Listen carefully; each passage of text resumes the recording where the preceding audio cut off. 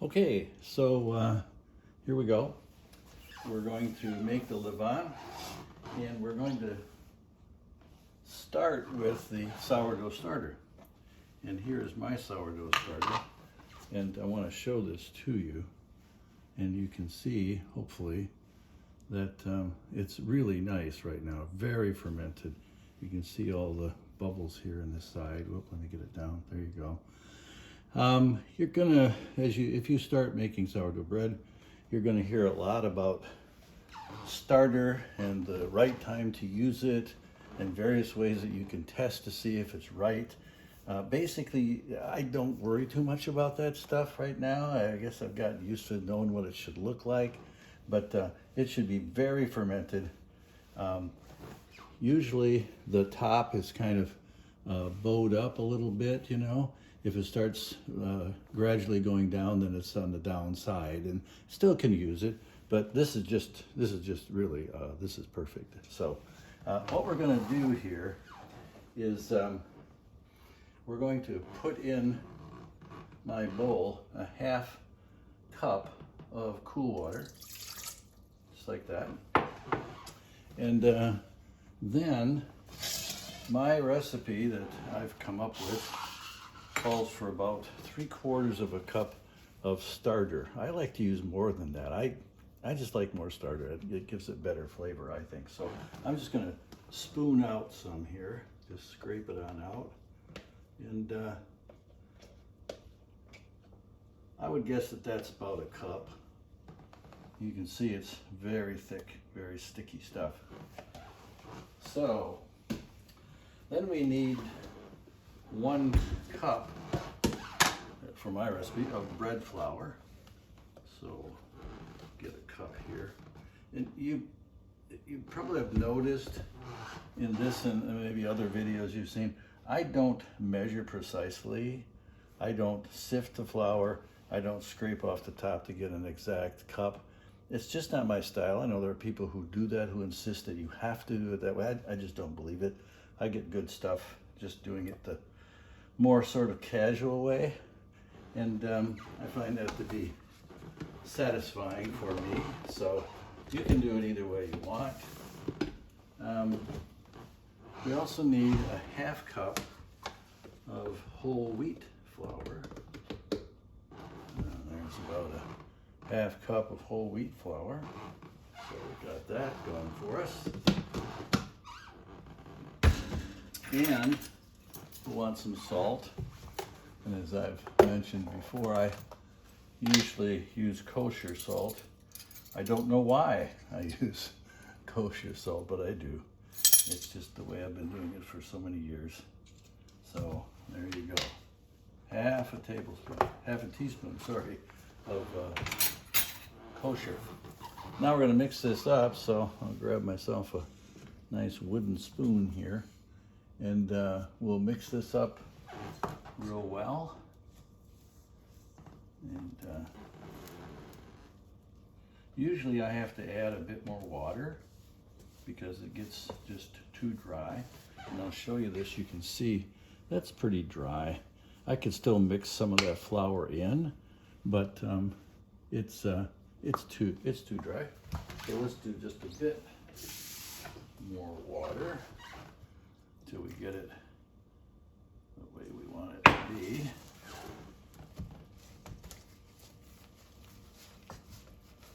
Okay, this is coming together a bit better. Still looks like it's going to turn out to be a bit too dry, so I'm going to put a little more water in there.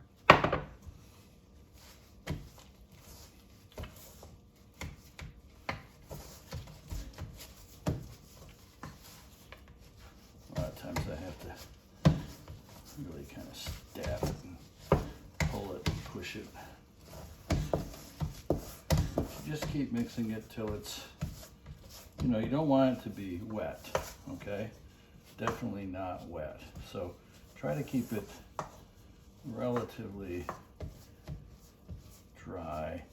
You want it to be moist, but not too wet. Okay, so here's what I have. And you can see it pretty well sticks in there like that. So this is just about the way you want it to be. So I think we got that done okay. So put that down. So now what I'm going to do is scrape off the excess here, because I like to have all of the dough I can retained. Now we're going to cover this with plastic wrap, and we're going to leave it on the counter for 8 hours or so. And in the morning, then we're going to start making the bread. So it's about 8:30, I think, right now. So if we're up and getting going on it by 6 o'clock, that will be great. Again, that time frame is not precise at all. So 8 to 10 hours, 12 will work. All right, so I'm going to do that, and we will talk to you in the morning. Okay, it's morning, and it's about 6 o'clock. Good time to get started here. I wanted to show you something, though. Last night after I finished the video, I fed my starter, and I want to show you what that looks like this morning. You can see that it's fermented very well. Beautiful. Too bad I don't have anything to use it for this morning. I could, but I'm gonna be busy with our project. You know, I do feed it about once a day now for the weekends when I do my baking. And I refrigerate it for the rest of the time. So you can refrigerate this stuff for a week, 10 days, even more.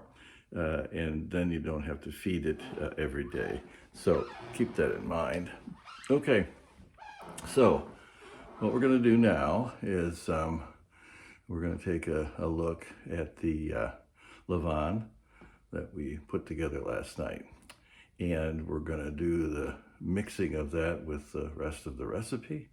I'll show you how that goes. I use a stand mixer for a couple reasons. One is that kneading the bread and so forth is difficult because of arthritis issues.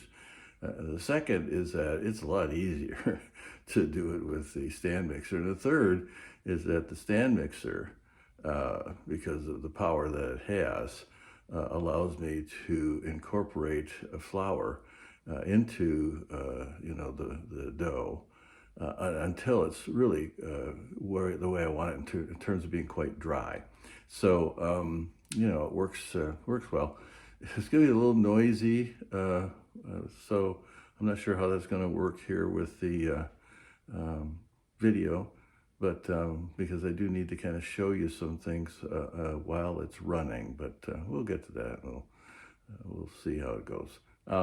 Before I get to that, though, I do want to show you a little bit about some of the equipment that I use to do this. So let me take you over there to our little side table and show you what I have. Okay, so the first thing here is a clay cloche. And this is what we put the bread in when it's in the oven, and it bakes in here. And this works really, really well. It keeps the moisture inside and provides the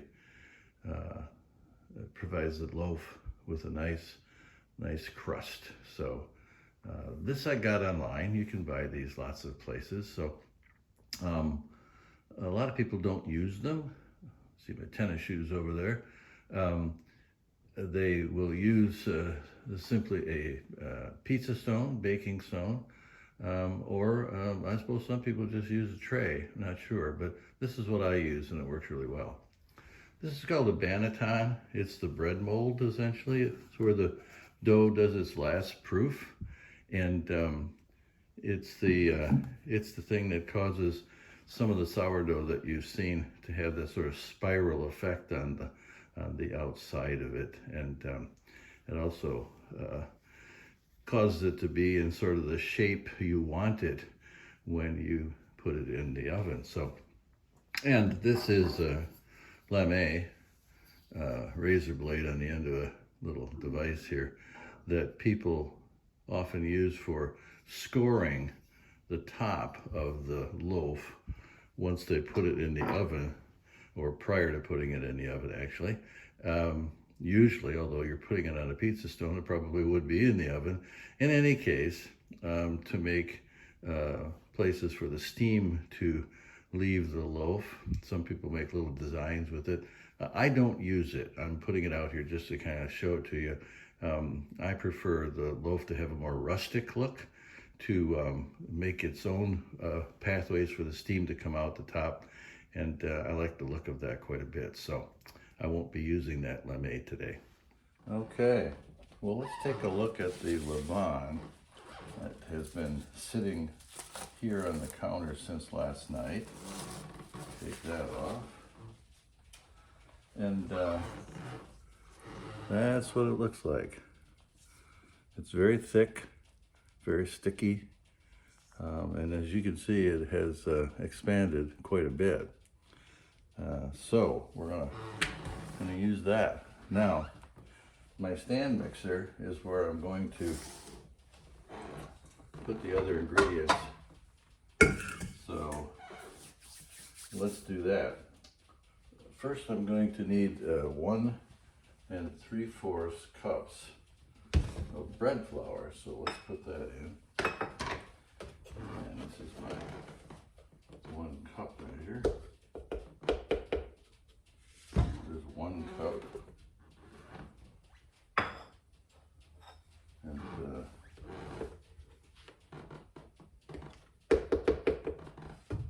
3/4. And we're going to be using more bread flour as this is mixed up with the stand mixer. So you want to keep that nice and handy. We also want a 1/4 cup of whole wheat flour. And I'll put that in there. And that's the end of our need for whole wheat. So I'm going to put that off to the side. I'm going to grab a whisk here just to kind of whisk those two together. We also need to have 1 teaspoon of salt. So we get my kosher salt again. And put that off to the side. Whisk that up a bit. Make sure we got that kind of all together. Alrighty. Now, I'm going to put the levain in, and then lastly, I'm going to put in the water that we need. So to do the levain, as I said, this stuff is thick and it's sticky, you can see. So I'm just going to scoop out chunks of it like that and drop them in here. And you'll need to do this, there's no required way. Normally when I'm doing this, it takes me 5 or 6 scoops or something like that. Just kind of get it in there.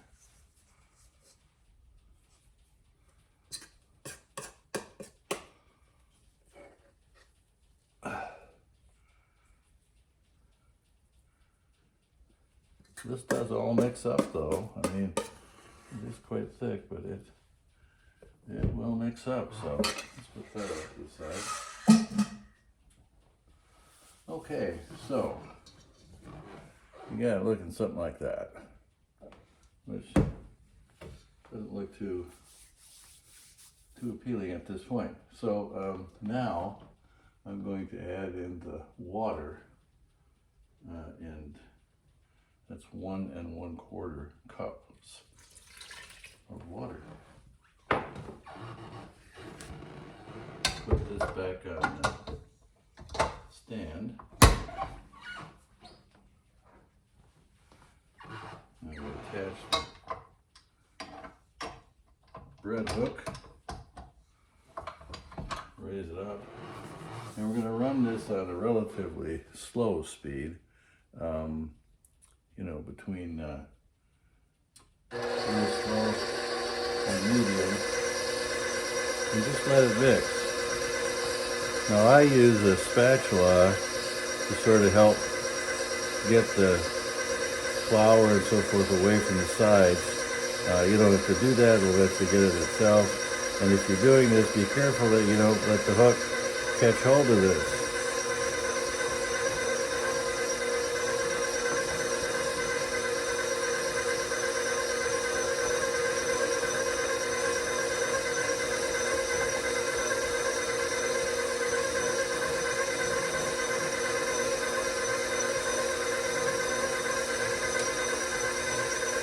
Okay, so doing a good job. As you can see, there's a little flour there on the side, but and it's really not mixed up to the point where it's nice and dry. So what I do is I just take the quarter cup and I add in bread flour. And I just keep doing that until I'll stop it occasionally and touch the dough. And if it feels nice and, you know, not sticky, kind of dry, then that will be the end of that. So I'm going to continue to do this until we're at that point. And then I'll turn this back on again and we'll see what we got. Okay, so this is looking pretty good here. I'm going to stop this and we'll touch it. See how? Oh yeah, I think that's. Sorry about moving the camera that way. I think that's pretty good. So I'm going to take it out. Let me just stop this for. Alrighty. So let's take this out.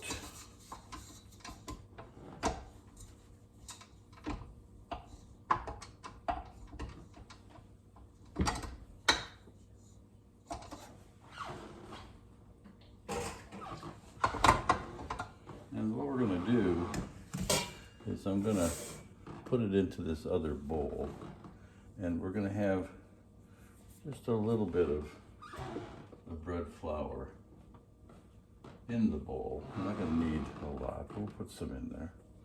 And so keep the bread flour available. You can see how that looks. And pull that out of there. And put it into this bowl. Like that. Okay. Now we can get rid of this bowl. And I'm gonna, if you can see this, I'm going to knead this by just kind of squeezing the edge down under on itself, just like that. And you can move it around the bowl, rubbing it against the bottom. The other way I like to do it is to just pull it up and push it down on itself like this. I hope you can see that. You just grab a side, bring it over a little bit, and push it down into it. And it's just a way of incorporating a bit more of the flour into it. I'll turn it over now. I'll do the turning it into itself kind of approach. Don't really have a name for that, but you know, however you want to do it, it's just a way of getting more of that flour into it. And so it's feeling good, really good here. You know, when you do enough baking, you know, that you get really pretty comfortable with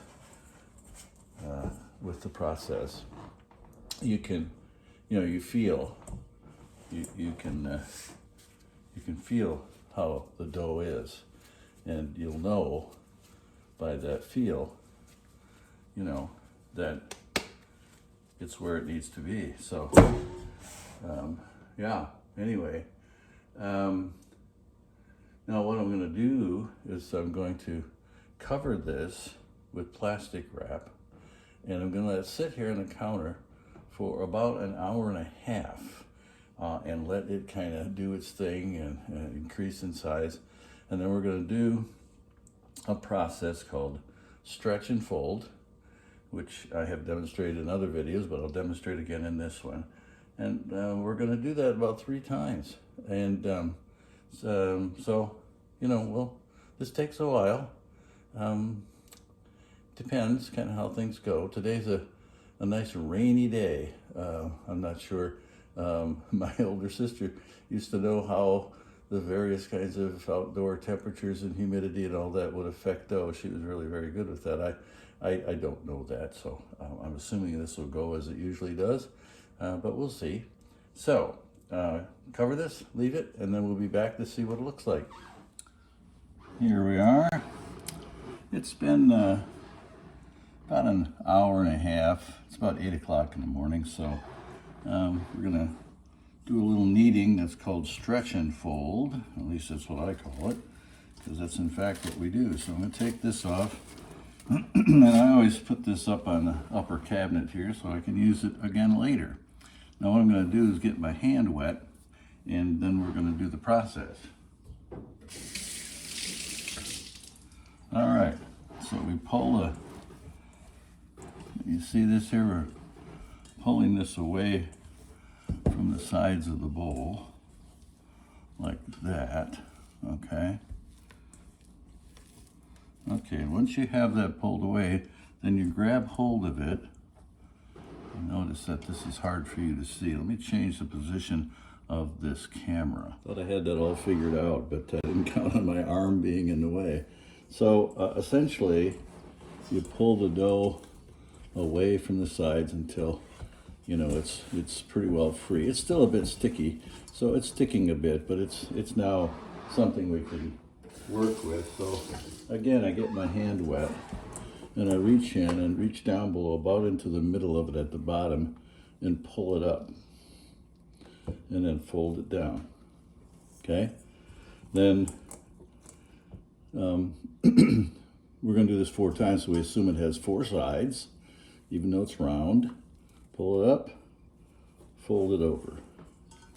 Now we're going to do this process 3 times, and you can see it gets a little stiffer. It doesn't fall away quite as easily, but that's good. That's what you want. We're strengthening the gluten so that we'll get a nice round loaf that stands up nice and high. And you can do this more than 4 if you like. It's really not necessary. I think that's 5 times.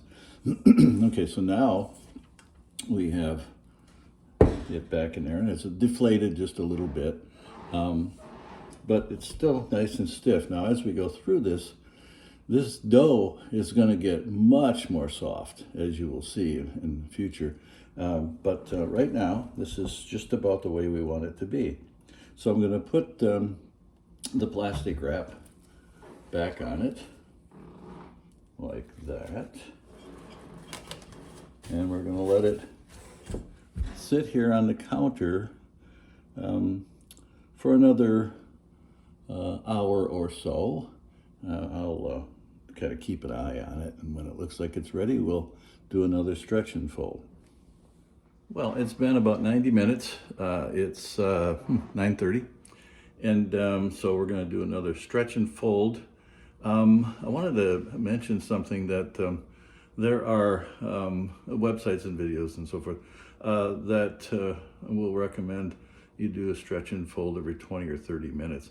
These are obviously regarding the high hydration type of method. The dough that I have with the lower hydration simply you can't do it. It's too stiff. You'd never be able to get it done. So so we're going to do, you know, again, you can kind of do your own estimating, but hour and a half here, and this will be the second stretch and fold since we got the dough out of the bowl of the stand mixer. And then we'll do one more stretch and fold and put it, the dough in a banneton to do its last proof. So let me get this set up, and we'll do the second stretch and fold, which is basically the same as the first one that we did, but you'll notice that the dough is of a bit different consistency and texture. Okay, here we are. Let's get the plastic wrap off. Put it up there. Get my hand wet. And do the stretch and fold. And you can see that this is grown a bit. It's expanded. So we're going to pull it away from the sides. It's still sticky, which is fine, So we're going to do the first one here. Pull it up, fold it down, wet my hand again.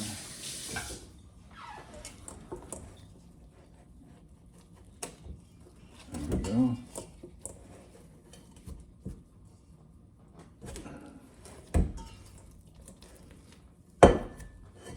You see how stiff that is? So that's good. Okay, there we go. So we'll get the plastic wrap back on.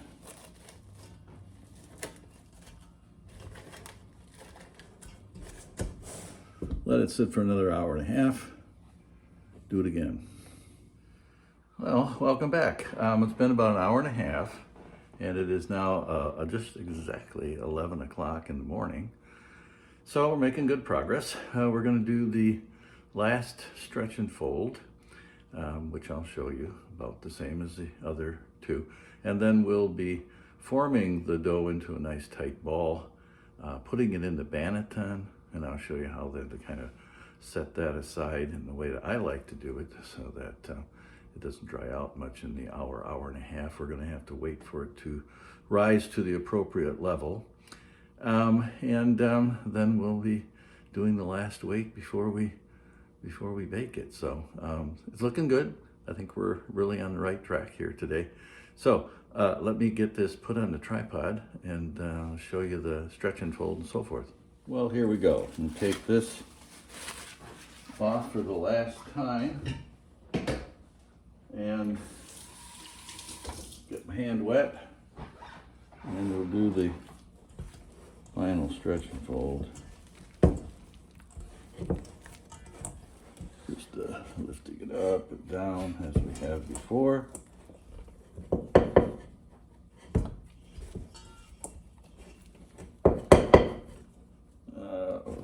That's nice and stiff. It's much softer in a way than it was at the beginning, but it's also quite stiff. So we have that. Now, let me wash my hand off just a minute here. Okay, so there's one thing I want to talk to you about here that I haven't shown you before, and that is rice flour. This is great stuff because better than any other flour out there that I've ever found.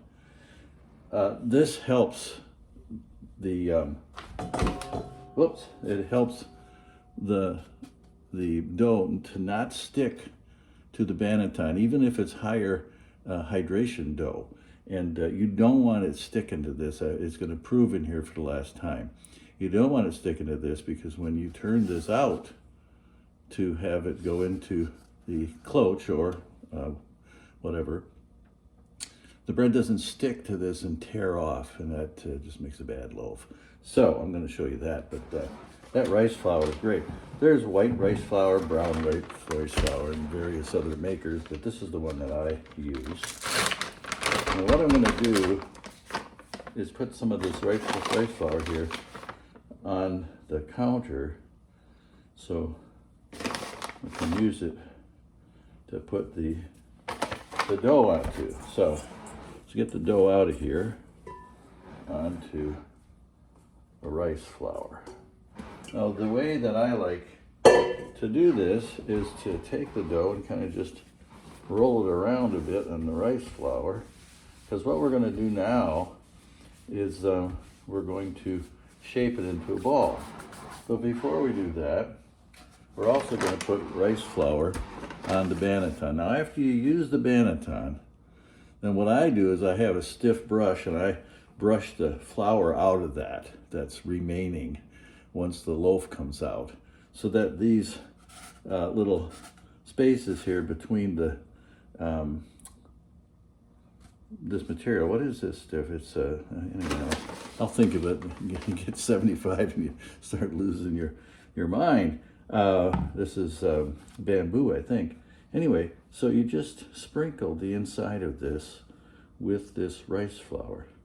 Now, because the loaf is going to expand up all the way, and probably above, almost certainly will be above, this final row here, you want to be sure to get it up there on that row, because in the past, mostly when I've used higher hydration doughs, the dough would stick to that part because I hadn't adequately floured it. And just get the flour all through there. So that's good. Okay, so we got that. Set that to the side. Now I want to make a nice tight ball out of this dough, okay? And one way to do that is simply to just, do that with your hands. Just you're kind of catching the dough and stretching it down underneath so that it tightens the top, okay? Now some people like to use a pastry scraper, and I have done that. This is one of mine. I just kind of do that, and that works too. And if you find it's getting kind of to the point where it's feeling a little sticky, just rub it around or roll it around a bit in that rice flour. So now this is going to go into the banneton. The top will be into the banneton, and the bottom, which won't be nice and smooth, will be sticking out. And that's going to look kind of ugly. Don't worry about that, because when you take it out of the banneton, obviously what is showing at the top is going to be under it. It's going to be the bottom of it, and the top of the dough of the bread is going to be this part again. So it'll have those. Hopefully, it'll have those nice round bamboo marks on it. So this is getting nice and really tight. So what we're going to do is let's make sure I got this in view. We're going to put it in the banneton, which is a very simple thing to do. You just roll it onto your hand like this and into the banneton. Okay? Pretty simple. There you go. It's in there, and as you can see, there's good room for expansion here, so we're going to let that happen. Now, what you can do to be just absolutely sure that this thing isn't going to stick is just take some of this rice flour and put it around the edge here.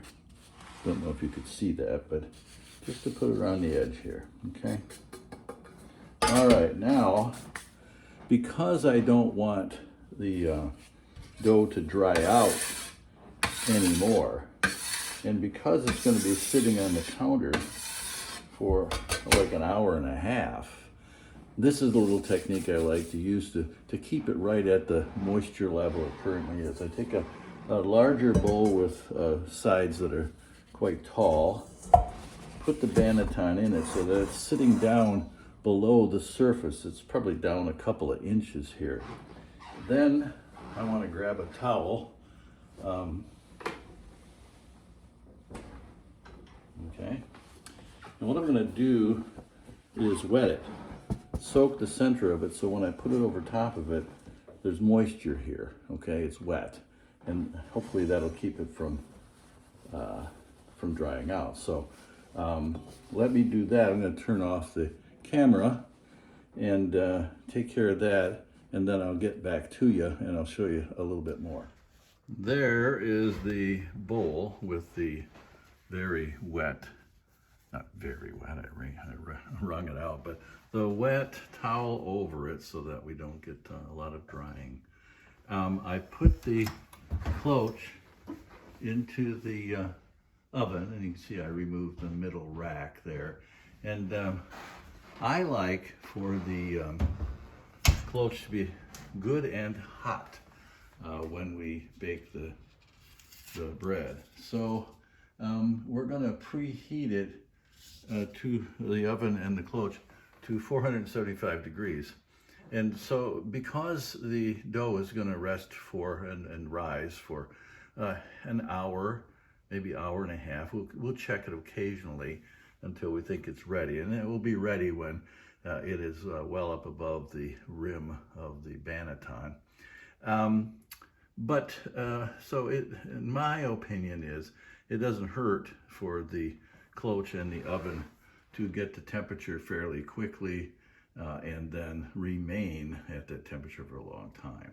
It isn't necessary. So what I typically do is I'll wait a half hour and then I will preheat it at 475. And you might want to do a little sooner if you're only waiting an hour to make sure that the cloche is good and hot and ready to go.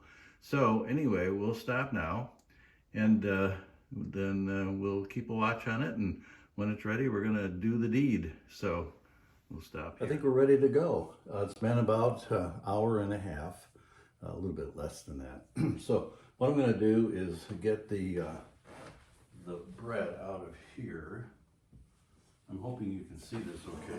What I'm gonna do is just tip this sideways to rotate the banneton and slip it out. Okay, like that. And you can see that it's up over the top of it. I could let it go a bit more, but I thought maybe I'd just go ahead and get this thing done. Now what I do is I put this towel that was over that on top of my stove, because the clay cloche is rough clay and it will scratch surfaces, so I want to be careful of that. I certainly don't want to scratch the top of this stove. So what I'm going to do is put my UGG gloves on, because the clay cloche is at 475 degrees, and I'm going to take it out. I'm going to take the bread, tip it over into it, put the lid back on, put it in the oven. So that's what I'm going to do. I'm hoping that I put the camera in a position where you'll be able to see that. You know what, I think I might move this just a bit this way and tilt it down just a bit more if I can. Nope, that's the extent of it. So let's do that. All right. So take the cloche out.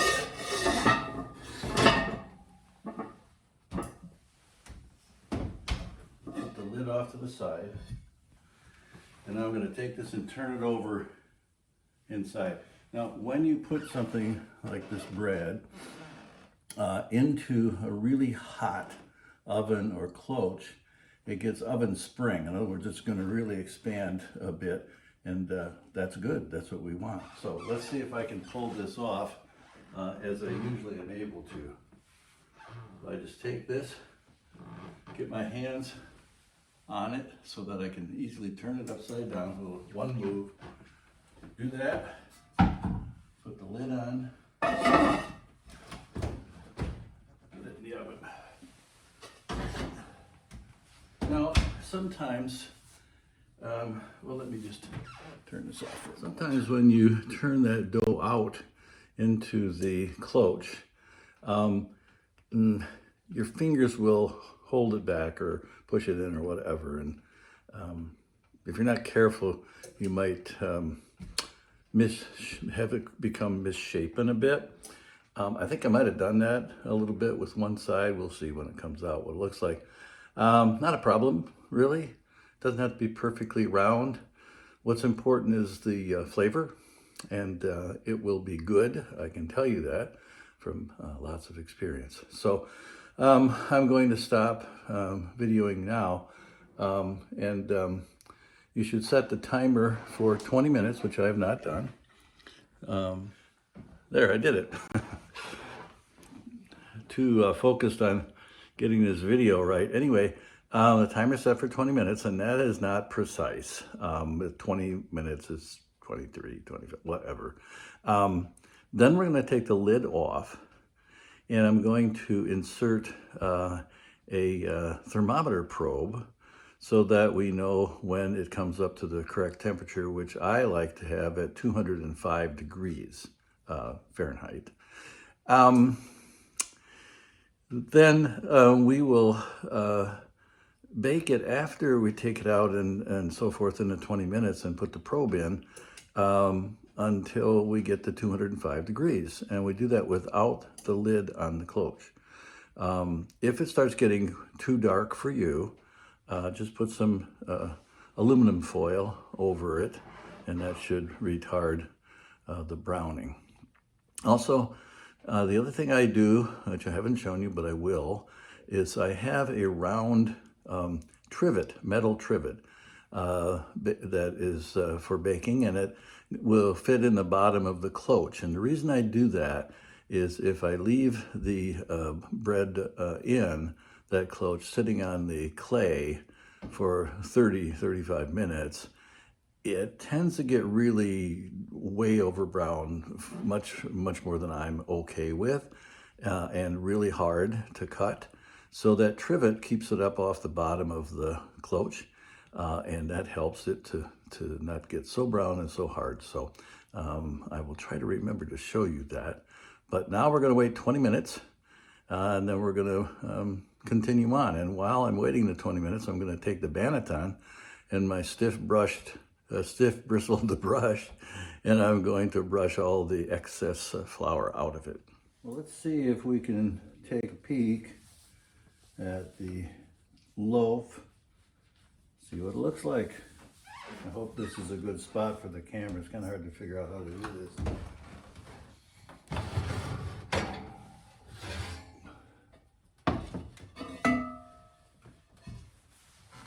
And there's the loaf.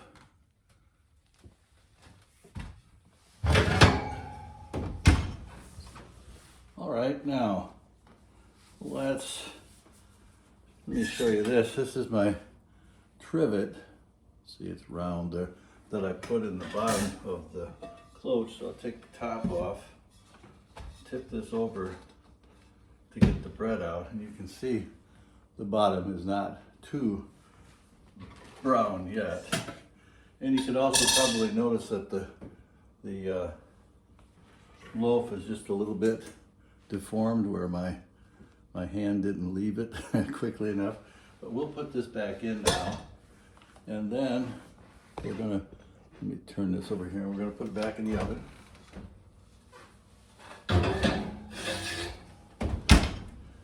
And then we're going to get out my thermometer, and we have it set on 205 degrees as the temperature we're looking for. And I will just stick this probe right down into the middle of that loaf. And at this point, it's registering 100 degrees, about 98. So got a ways to go. So now we just have to wait. I'm gonna check on that loaf. Probably 10 minutes or so, just to kind of keep track of the how dark it's getting, and try to decide if I need to put some aluminum foil on it. Sometimes I just turn the oven off it's still hot in there and it'll continue to bake. In any case, we'll pause here. Okay, it's been about 10 minutes and I want to take a look and see how this thing is looking. So you can see it looks really nice. Got a nice level of brownness there, which I'm very happy with that. And the thermometer shows 100. Yeah, as I was saying, the thermometer shows 130 degrees now. What happened when I was showing this to you, the timer, which was set on my phone, which is what I'm videoing with, went off, and so I had to stop it. Anyway, 131 degrees, it's going up. We'll just keep an eye on how brown it gets. Probably gonna put some aluminum foil on here fairly soon.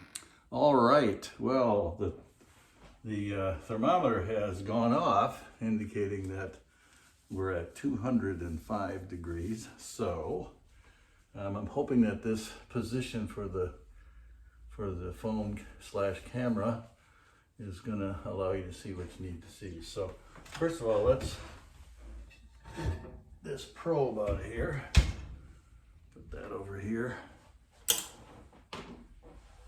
Yeah, okay.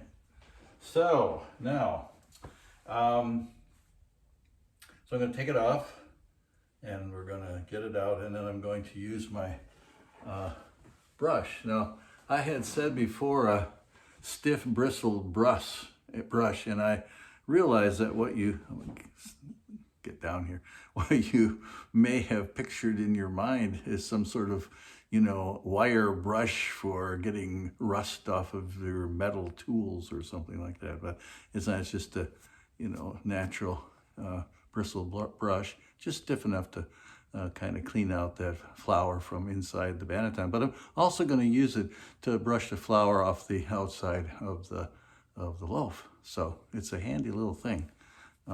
So you should get one of these. All right, let's get it out. There we go. And so what I'll do is tip it out and show you the loaf. So it's looking good, yeah. And nice brown bottom on it. Check my glove off. Sounds good. So we'll put that down here on the wire, and we'll do some brushing to get the extra rice flour off of it.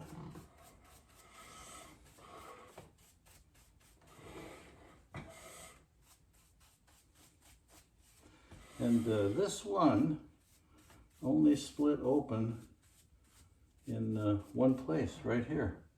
A lot of times it'll kind of split open and there'll be several cracks, or there'll be sort of a, multiple crack opening, like a flower or whatever kind of thing. So not this time, so that's interesting. All right, now what I'll do is just leave this for a little bit, and then what I'm going to do is when it rests for a little bit, I'm going to cut into it and see what the crumb looks like. It turns out that I have a friend that I am going to give this loaf to,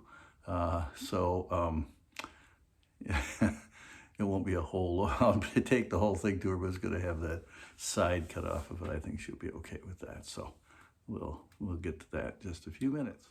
Well, I think we're ready to cut into it, see what the crumb looks like inside. I've decided, I think I'm going to cut off this side here where you have the, well, how can I do it so you see, yeah, that little malformation there. And take a peek and we'll see what it looks like. So let's give that a shot. Nice crispy crust, that's nice.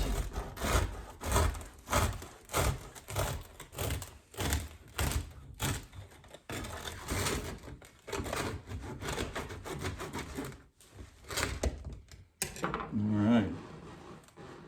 So there you go. Nice little crumb. Not as big holes as I would like. Usually I get a bit larger. When we get into the center, we may see more of that kind of thing happening.